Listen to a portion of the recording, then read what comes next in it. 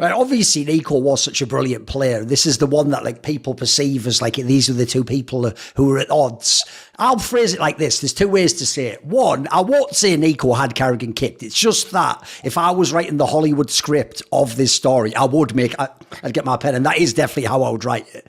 And then two, obviously he never really came in a room like, you're fired, get out, everyone is kicked. Like, it was never like that. I just mean more like, I think he wanted you kicked. He got kicked. I think he was happy about that. And what I'll say is this. I do remember a few years later, I think it was when we went online, where he did that like betting podcast thing where it was like overrated, underrated. I think it's even after you'd had like the mouse period and got like that lineup up.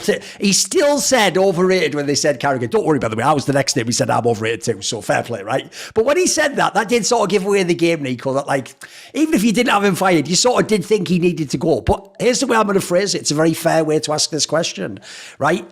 The reason I've always found that storyline so fascinating, but also so frustrating is, I think both players are mega. Like, I thought you were a really good in-game leader. You had a few flaws. I think NiKo was one of the best players even back then. He's amazing now, has his own idiosyncrasies, his own ways of working, some flaws, some strength. And I always just thought, if you're going to have international teams, he's played international teams his whole career, you've been IGLing them, how can these two not get along? How can they not win? So basically, here's what I would ask. Obviously, he didn't have 2023 karrigan back then, and he wasn't 2023 NiKo. So what do you think was the issue back then? Like, could you have coexisted? Is it like you said earlier, if you won Boston or Katowice, does that somehow like forge the trust or something?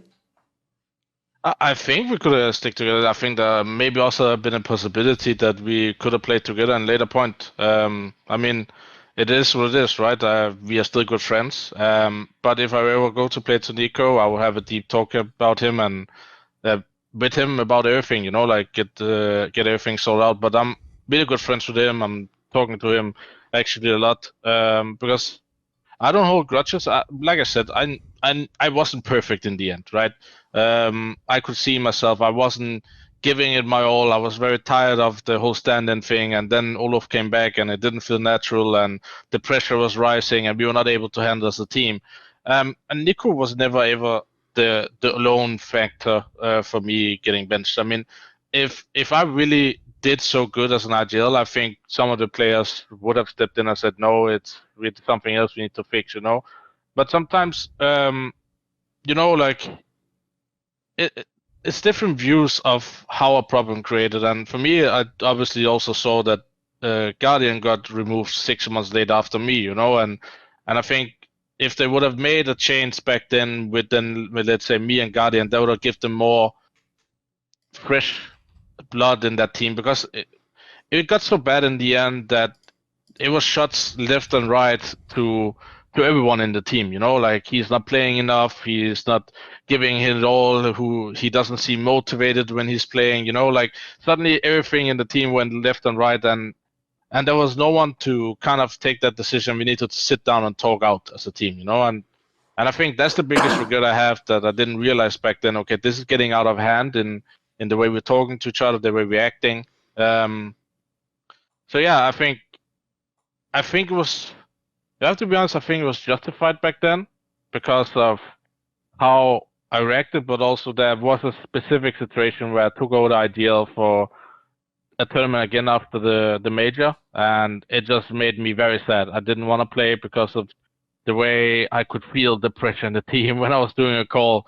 It was not fun, and I really had a bad time, and I really thought like it doesn't make sense for me to at any time call here right now, and I knew that my time was not counted, you know, like if we had to get back on track, we had to have a team talk, and that team talk never came into the season, so I knew I was out in that sense. So, but in the back room, there was maybe some transfers that would have happened, and I would have stayed in phase and rebuilt phase, but that didn't happen, and then obviously something else had to happen in the team, and obviously it's sad, but I had a great time with the guys, and I'm still really good friends with all of them because it was nothing personal, but something had to happen, and I just wish that we would have had a talk as a team to really give it a chance, and instead of having like own small comments, but really had a team talk and talk about the frustrations, because 2018 was a really frustrating year of it, Olof in and Olof out, not winning the major, me not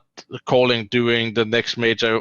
It was a rough time for my mind, and I'm really happy I went to Mouse. That was the perfect thing for me and what I needed in my life to have a fun time playing. You know, like there's always gonna be periods where Counter-Strike isn't fun.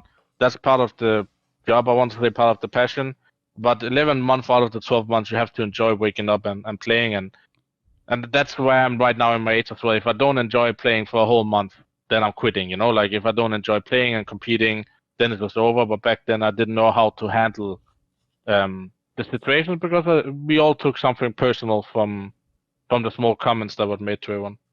Right, if people make it like it was a rivalry, like NiKo versus karrigan, after like who was right, who was wrong, who did it, which obviously, look, the players don't see it that way, but this is what we do in the media business, right? Obviously, I was somewhat team karrigan. I wanted you to sort of prove him wrong, right? So I will say, when you won the major and you did it in FaZe Clan, when he's not in FaZe Clan anymore, after you chose to lead to GT, that in a way I thought initially like, oh, that's hilarious. Like I even low key wanted you to like flame him and be like, you know, what up now or something. But here's the saddest thing of all, karrigan, is when I think of like how that Stockholm major went for him, where he was fucking unbelievable, but just Na'Vi was there. Basically, you couldn't have won that tournament against anyone else. And then I look at like the rest of his career. It's not funny anymore. It's actually like a tragedy now. Like obviously there aren't going to be any more CSGO majors. Like it's actually kind of insane. You think how good he was for that many years as world class, right? It's actually a tragedy the guy never won a major, right? He was definitely good enough. That goes without saying, right?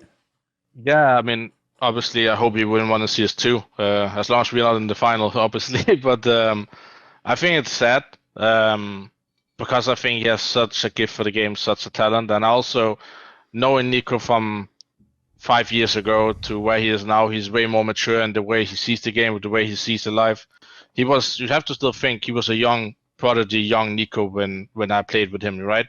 And now when you're like, I think he's 25 or something, you know, like you're starting to have a view how to be professional, how to think, how to talk to teammates, how to act, you know. And I think he is such a complete player now. And I think back then he was a very raw diamond in that sense that he had an insane X factor. And now I think he understands that he needs to be more than that, and he needs to be a good role model to his teammates as well. I think that's what maybe lacked in FaZe to everyone to be a good role model and trying to help everyone to improve, you know. So I think it's really sad, but it is how it is. And when I was in Mouse, I even told myself I might not never win a major, but that's fine. Then I have to win everything else, you know. Like you can't only be about majors and deciding if I'm a great ideal or not.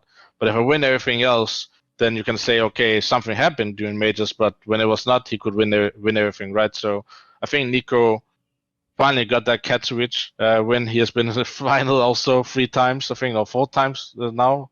So I'm happy for him. He at least got that one.